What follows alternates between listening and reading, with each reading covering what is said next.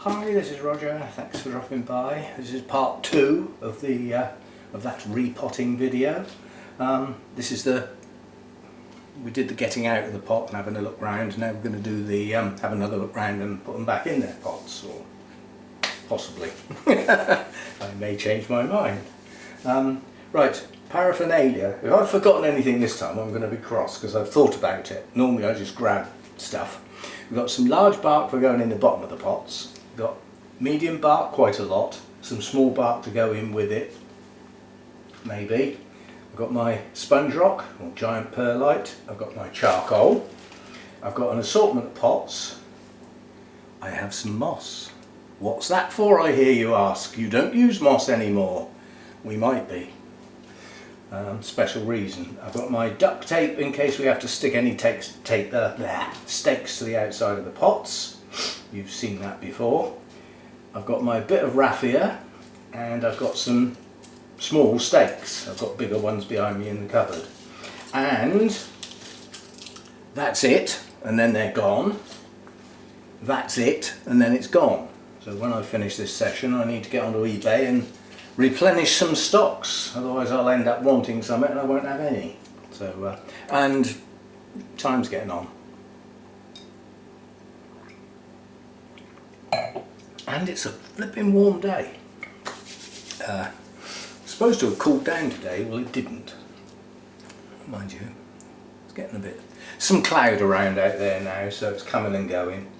Right then, first one, a bit of a giant. This is the Catatanti. In the process of just starting some new roots from the new growth. I decided that plant would have been quite happy with just the new growth and 2 bulbs, especially as that's got no leaves on it. But look at it, it's a storage organ and a half, and I thought it's not doing any harm. And there is actually some thought behind leaving it on there. I'll show you in a minute. So that's that one. Some of these roots are not viable and some of them are, but some of them are difficult to tell, so I've just decided to leave them there. Yeah, I'm going to get some new ones soon anyway, some of which have started. So that's what's happening with that one. Now I need to find a pot that it'll go in. It's going to have to be a reasonable sized pot to get a plant that big in, especially as I want to get it as far back as possible so that there's room for the next new growth, if possible. Just about, isn't there? The next new growth will be right up the side of the pot. What I'm doing is I'm pushing the plant back. In fact, that's what's stopping it. An old flower spike on that old bulb. Now it will go back a bit further, I expect. Yeah, that's a bit better. I might end up having to sit that oldest bulb on the side of the pot, like that, so that the plant leans in and all the good stuff is in the pot and that oldest bulb is sat on the side. So it would be too high, but it doesn't matter because I don't really need to water it. It hasn't got any sensible roots underneath it. So I think that's going to go like that. Yep, decision made. Let's get that out of the way. Right, there's some big stuff in the bottom. And this is quite a heavy root system, quite chunky, so it's going to be mainly large bark. In fact, given that I'm getting near the bottom of the bag and there's some small stuff mixed in with the large bark, I'm just going to use the large bark. I won't bother putting any small in. There's some quite small pieces in amongst this. How big's that pot? About that big. So we'll leave that at that. We want some of the dirty stuff, the charcoal.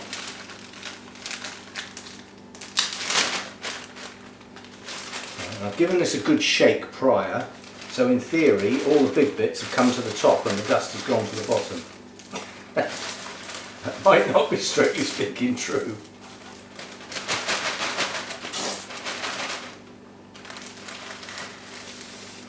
I'm going to get to the point where I've only got dust left. Right, some charcoal. Get the dirty stuff out of the way and get my hands clean.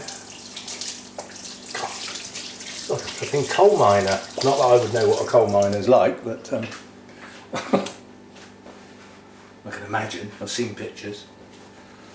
And I lived and worked.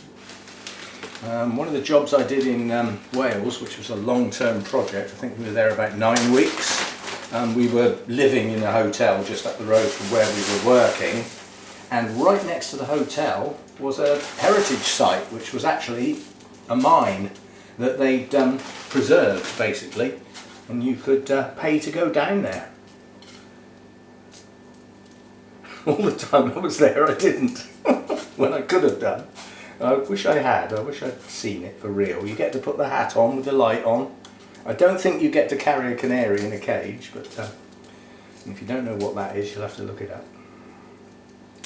But yeah, that was right alongside the hotel in Wales, and yeah, that's a nice job at the end of the day.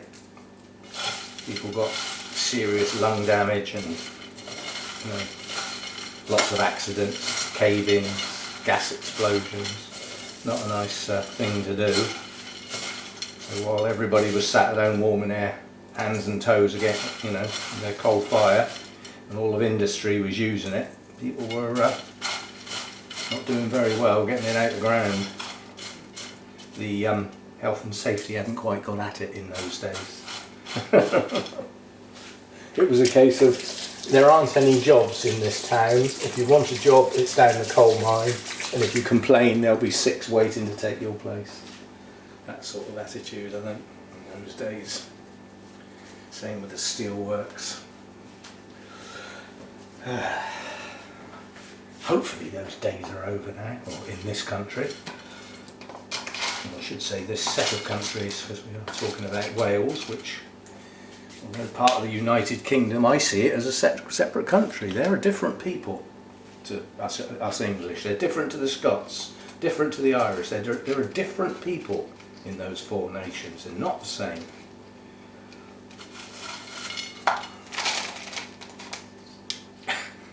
And each of them in the main will be the first to tell you they're not the same. Right, so this one's getting potted reasonably high. Little bit at a time, and then wiggle it in so that I can make sure it gets in underneath the plant, so that there's no huge gaps in there. I mean, the odd air gap won't be the end of the world. Some people worry a bit too much about that. I mean, I've seen plants that have been potted so badly with such big air gaps.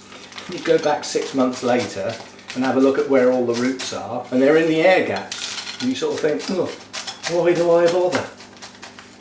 And they will often head for the gap. So I'm not going to put any more around the back of the plant. There won't be any new roots around the back of the plant. The new roots are around here. This is where they're going to be.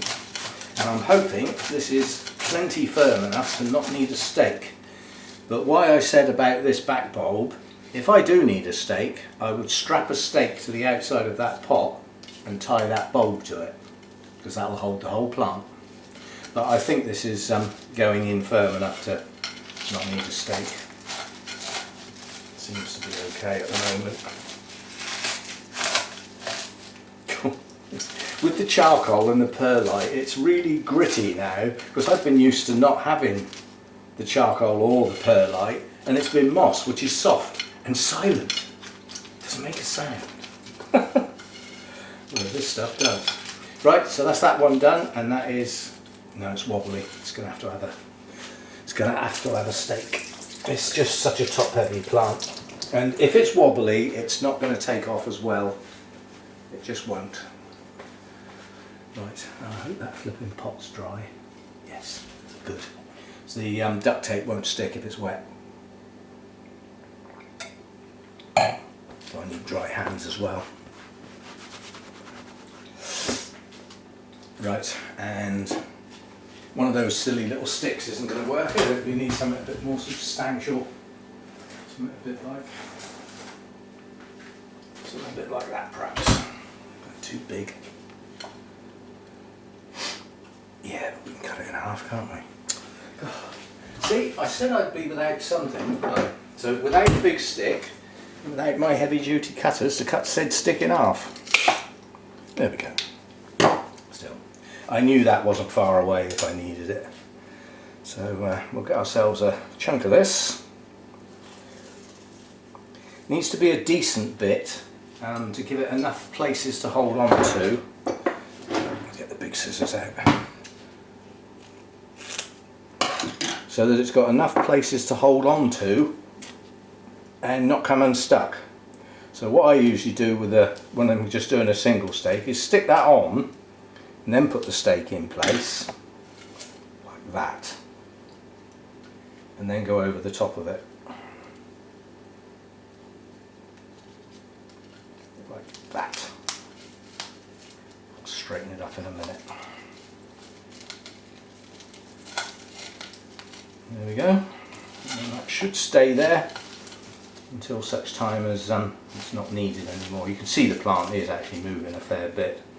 So now all I've got to do is tie that to the stake, and it should hold it still just with the one stake.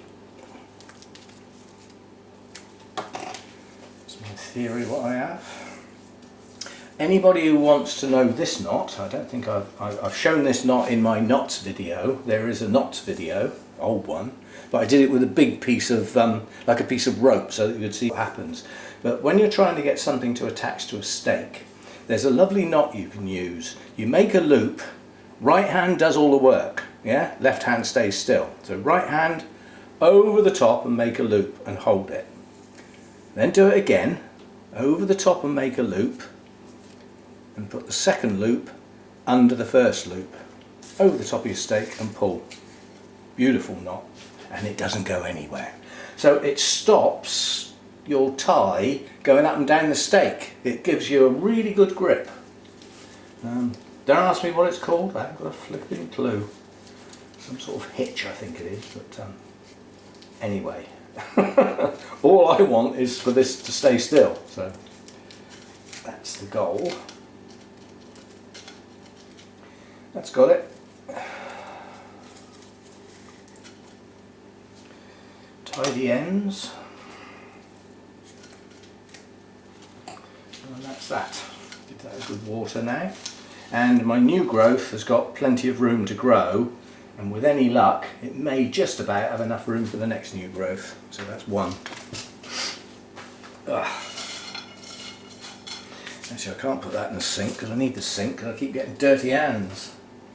Right, next one, another big one. This is another big one that also has a suitable bulb to tie should I need to. This has got an even thicker, fleshier root system and a lot more viable roots left on this one, plus our new growth here, plus our new growth there. So that's what I've ended up left with, and these are good roots. These are okay. They haven't got growing, well they have got a couple of growing root tips. Even some green ones tucked up in here, but it's an active root system that will push on, so I'm happy with that.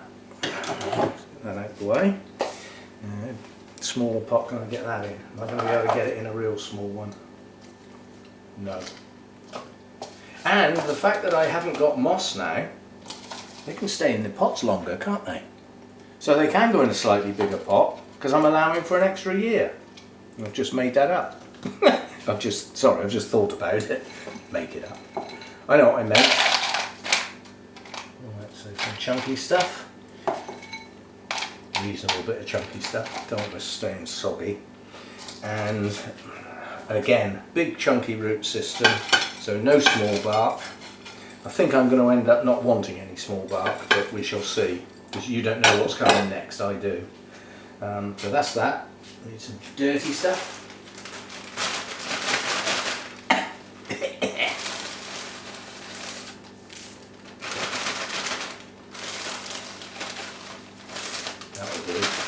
Last time I got my hand filthy dirty and then put my dirty black hand in the nice shiny white perlite. I'm not doing that again this time. This new idea with the charcoal better flipping work. See, now what I could do if I wanted to do this, if I had a reasonably large volume of the charcoal, what I could do is go outside and put it in a sieve and sieve all the dust out just onto the garden. The rain will wash it in, it's not a problem. And then wash it with the hose and then leave it in the sun to dry and then pack it away again. And then when I use it, it would be quite clean. But what a fuss! I'm not doing that. That's just too much like fuss to me. Just don't need that. And while I'm on the subject of dust, don't get anywhere near the dust from this stuff. That's not nice at all. It does not degrade, I believe, ever. So if you get some of that dust in your lungs, that's where it stays. Your lungs can't degrade it. So it's not good stuff. It's effectively glass, as far as I know, or something like that. Expanded glass or something. But whatever it is, don't breathe the dust in. It's not good for you at all. Not one little bit. It's the sort of thing, I was just going to say, it's the sort of thing I could have tried out one of my new face masks. I've only got this week, and then after this week, when I go to my little local shop, I have to wear a face covering. I'm not going to call it a mask, because effectively you tie a scarf around your face if you like. You know, it doesn't have to be a surgical mask or any form of filtration, it just has to physically be there, because the shop staff have no powers whatsoever to deal with that. So they have to accept whatever you've got on your face, which just makes it a bit of a mockery really. But we are doing this for us. So, you know, if you want to be silly and just put a flipping holy scarf around your face, then, you know, up to you. You just will not bother. So my little parcel arrived today with my pack of face masks. They're not the highest quality surgical masks because I don't need them. And they're better off going to people who do need them. So they're just a good quality filter mask for times when I may need it. It's the sort of thing that, if and when I go to Burnham's this week, that's still not decided. I got a feeling Sarah's forgotten to phone me, so I might have to phone her instead. You know, just sort of push it a little bit and actually say, have you thought any more about my plant? Because it does. I would still like to visit, quite honestly, and show my support, but it's a long way to go for no real reason apart from that. Whereas if I was going to get my plant, I'd walk there. You think I'm joking, don't you?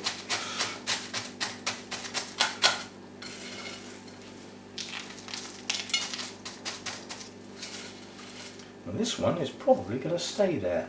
Now I've got a new growth right bang in the middle of the pot, so that's got stacks of room and another bit of room and possibly even a third. This little one over here is probably only going to get one year's worth. We shall see.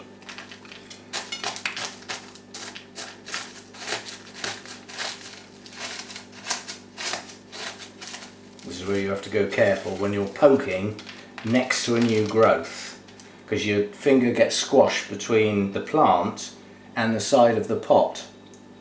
The pot won't give. What will give is your finger will move towards the new growth and get squashed against it and just snap it off. So watch when you're poking around, because you're concentrating on the poking around rather than where your new growth is. So just for that little bit of time, serious concentration, serious. Wouldn't be a lot of point in repotting this if I broke the two new growths off, would there? Not really. Right. How are you doing? A bit wobbly. Well, I might be able to get away with a little one. I put a little one in there. Oops, point first, it goes in easier if you do that. I put a little one in there, because the pot's quite deep. A stake can often work on the inside of the pot. Yeah, see that stake's quite firm, so I can tie that one, and then hopefully I can do the same over the other side. Tie that one. This goes right down the edge, this one.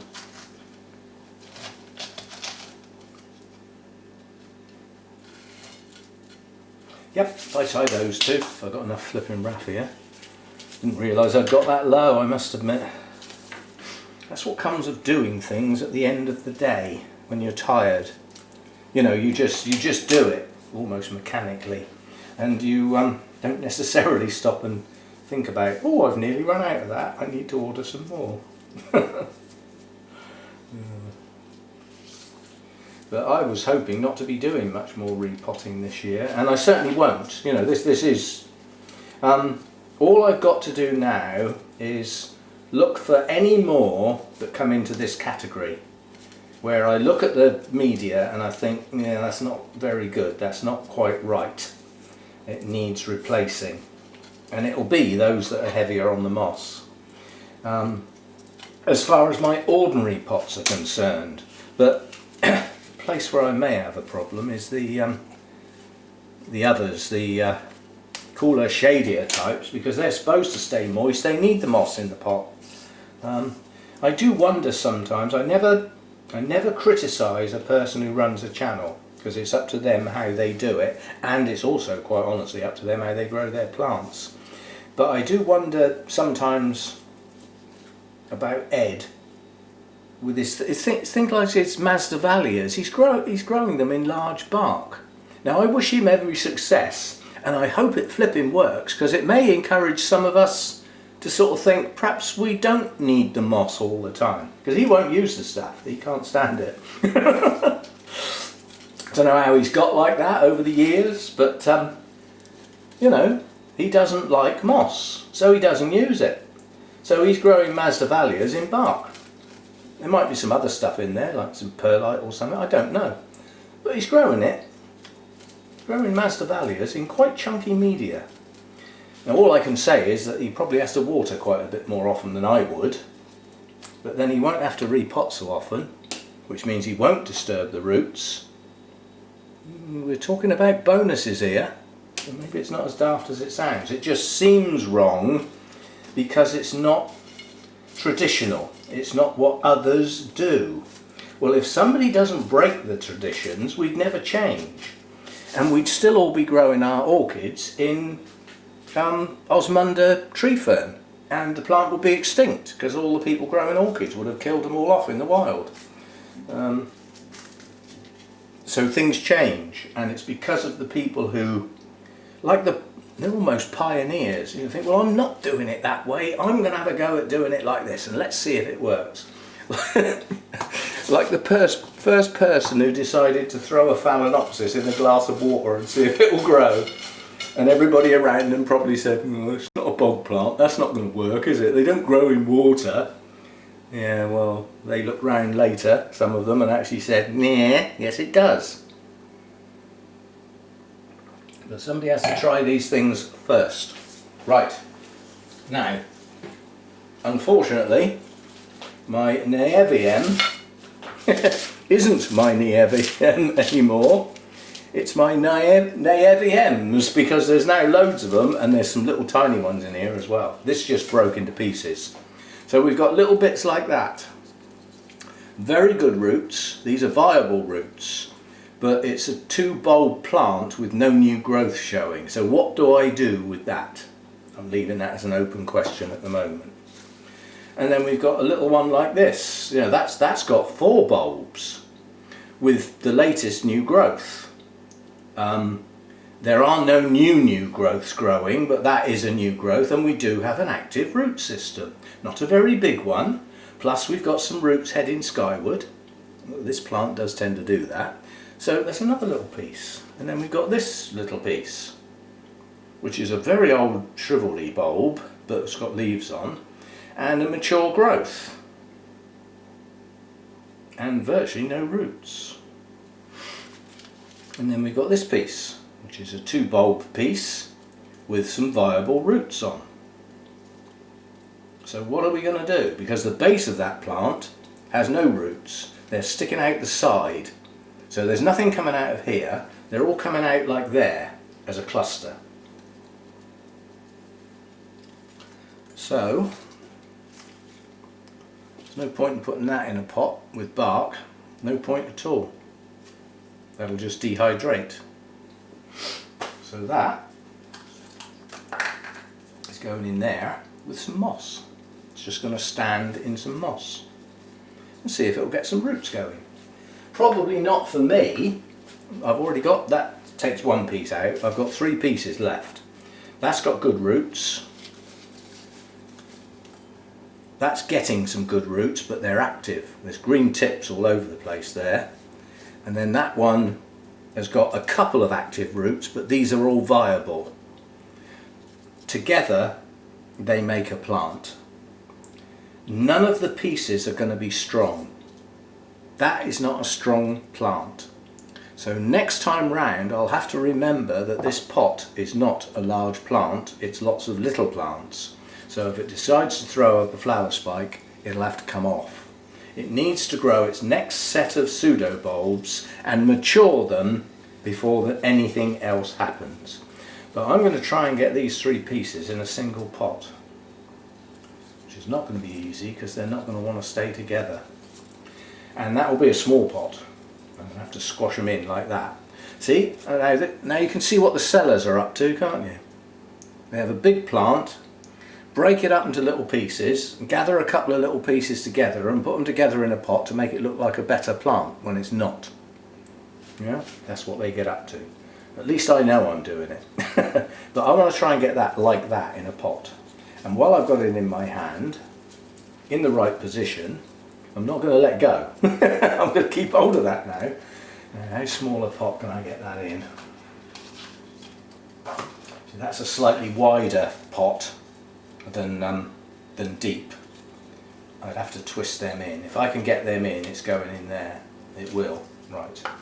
So we don't need much crocking in there because the roots are going to take over the pot very quickly. So we'll have a little bit of big in the bottom, but not a lot. And this should be enough of what I want. But now we are looking at a slightly smaller root system. So I am going to chuck a handful of small in, just to give it a little bit more to grab hold of. And now we've got to try and get this in. And that's not going to be easy, and the plant's going to be sat high. But it's going in there, whether it likes it or not, because the next size up is like that. I've still got this gap with ones in between. I mean, that looks a bigger pot, but if you look at the rim, the circumference, or the whatever you call it, diameter, I'll get there in a minute, they're the same. It's just that this one is shallow, that one's deep. And in addition to that, that's opaque, so it doesn't need a black pot around it. So, tease the roots in and twist gently as you ease down into the pot. And hopefully you won't break all your roots. And any that are sticking out, try and tuck them in. Some roots will bend. I mean, it's like this big long one sticking out here. That's going to bend in there without snapping. You know? And if it did snap, it would probably branch. Right, so that's got them all in.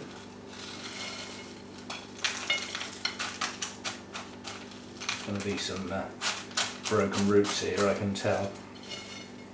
Tough.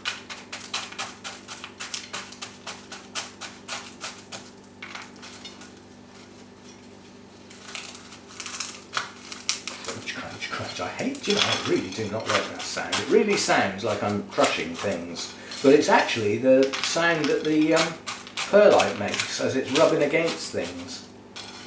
So it's I don't think it really is doing any damage, it just sounds like it is.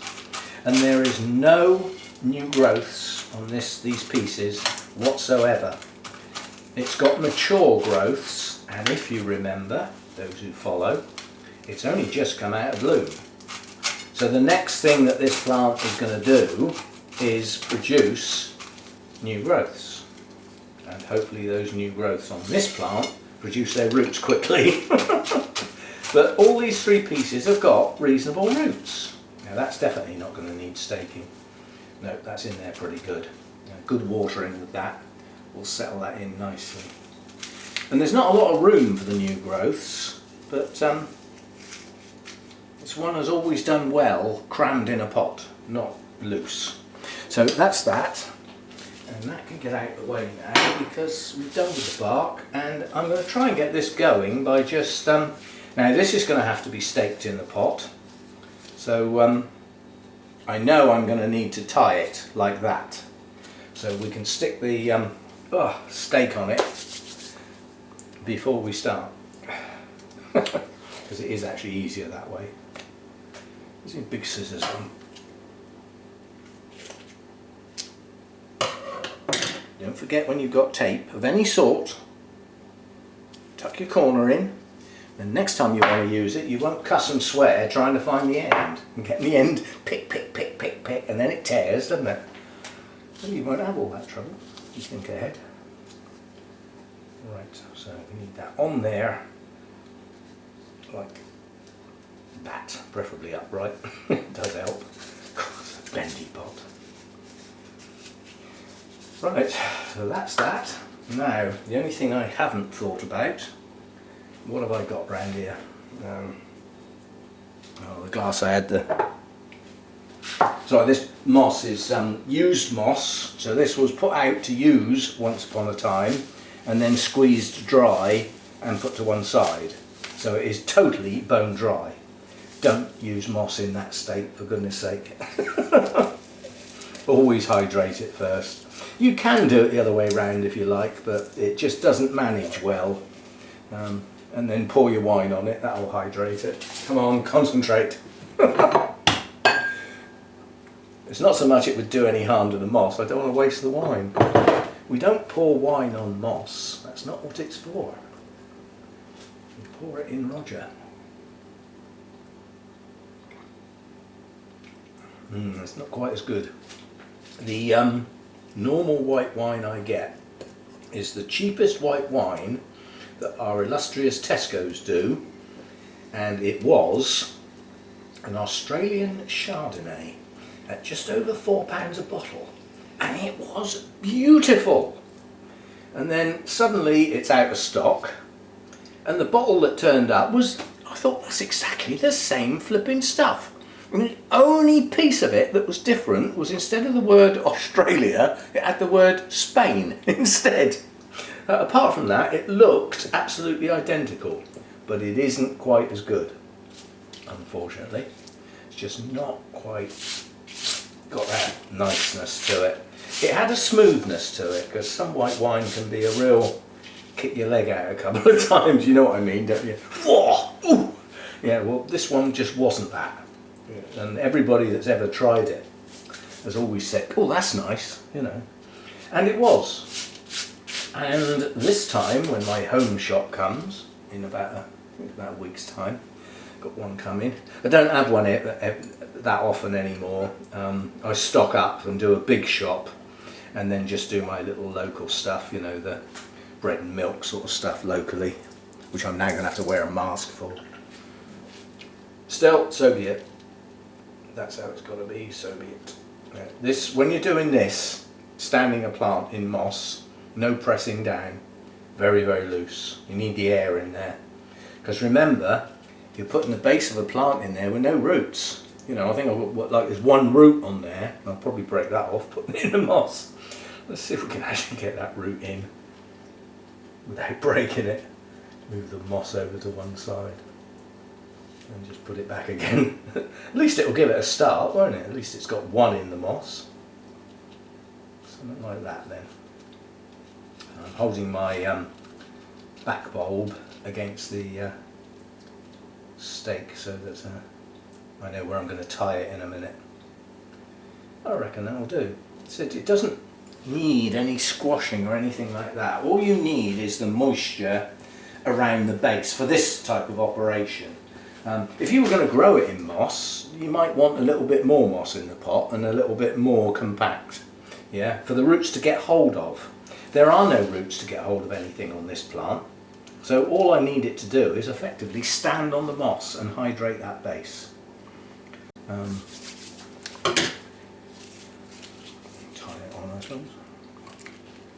And hopefully it will produce roots. The last one I did this for, which I haven't shown anybody for flipping ages, was the Miltonia Sunset that went down badly, and I ended up with rotten pseudo bulbs that had to be cut off, and I ended up with a couple of tiny little pieces. I think they were just one bulb and a new growth, something like that, but very little.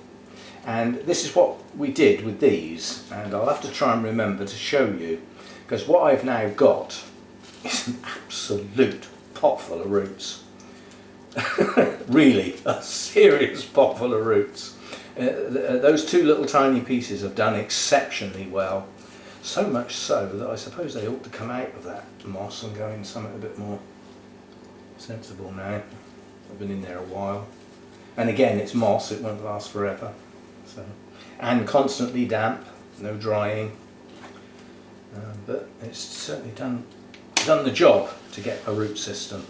Okay, so just sitting gently on the moss. These roots that are pointing upwards, that's how they are, but they've got some moss around them so they won't dry out. Even though they're aerial, they're touching damp moss so they won't dry out. And that moss must not dry out. So no wet dry cycle, constantly damp. And because it's so loosely packed, I can pour water on that straight out the bottom. And provided I don't pour it from about 12 inches up in the air, it won't compact it. Just gently pour water. So there we go, that's that lot. We've got our one in moss to grow on, possibly for somebody else. Our 3 pieces in there, didn't need strapping. I think that's an Oncostelli, I think. Oh, I've forgotten. You know what these flipping into generics are like. As fast as you memorise the name, somebody changes it anyway, because they move an element out. That's what normally happens. That makes the name redundant. But I think it's an Oncostelli catatanti. Beautiful blooms. I'll be doing blooms on these at some point in the video, I suppose. And then this is the Banfield Ara, Gilded Tower Mystic Maze. That's, you know, this is just, this one always grows a new growth and always blooms for me. But progressively that bloom spike's got smaller over the years. This one's just never grown for me. This just will not have it. And this was in bloom when I've got it, and it hasn't bloomed since. And that's probably 4 or 5 years ago. Why is it still here? Why is it not in the bin? But we're going to give it another go yet again. So that's that lot. Hope you got something out of this. It's a bit of a variety there, although some similarities. Some different ways of staking things and that sort of stuff. Logic between choosing media and all that sort of stuff. So I'll see you next time. Thanks for dropping by. Oh, and I forgot. In my actual endeavours to try and get my flipping subscribers up to 10k, I'm going to say, and if you haven't already subscribed, please think about subscribing to my channel. It's in all the flipping stuff. All the YouTube advice and guidance says remind your people to subscribe to your channel because they forget. So if you would choose to do so, it will help me out a lot. So if you haven't already done so, please subscribe to my channel. And if you like the video, hit the like button and all that sort of stuff. Most important thing for me, quite honestly, is the views and the comments. But that 10k subscribers is important for the channel to grow, which is the only thing I've got no control over. Yeah, I can control the views by doing some reasonable videos, being chatty and the way I am. Yeah, that's okay. So, but yeah, I can't control. People will watch the videos and won't subscribe. It's free. I keep forgetting to say that. The word subscribe implies there's a charge in there somewhere. There isn't. There's no charge. You just click the flipping button. And quite honestly, nothing happens, nothing changes, but it does for me. Nothing really changes for you. Unless you hit the notifications, that's different. You then start getting emails and stuff. So if you don't want that sort of stuff, then don't do the notifications. But hitting that subscribe thing does nothing. Yeah, it does absolutely nothing. If you're one that looks at your subscription list where your subscribed videos come up when people post them, you'll get an extra one in there, yes. But then you were watching my video anyway. You'd probably want that.